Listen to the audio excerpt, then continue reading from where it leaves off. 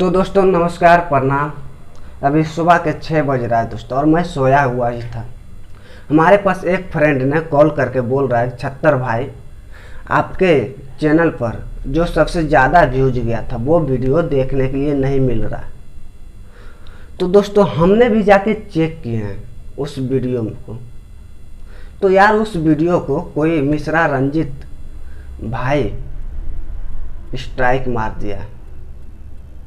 Gmail है दोस्तों, Mishra Ranjit gmail.com, इस नाम से एक जीमेल है जो कि उस जीमेल से हमारे वीडियो को कॉपीराइट स्ट्राइक मार दिया गया है। तो दोस्तों हम मिश्रा रंजित भाई से यही बोलेंगे कि सर उस वीडियो को आप टेक डाउन रिमूव कर दीजिए, और नहीं तो मैं तो आपके पास ईमेल भी किया हूँ, नंबर भी भेजा हूँ मैं अपना। तो आप उस नंबर पे एक बार हमसे बात कर लीजिए, क्या प्रॉब्लम है, क्या वजह है, थोड़ा हम भी जान लें।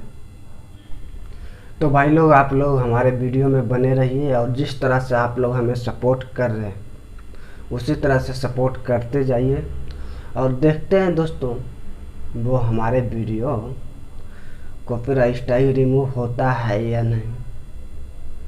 प्लीज़ माफ़ी मांग रहे हैं कि अगर कोई गलती हमसे हो गया हो तो आप हमारे वीडियो को टेक डाउन रिमूव कर दीजिए।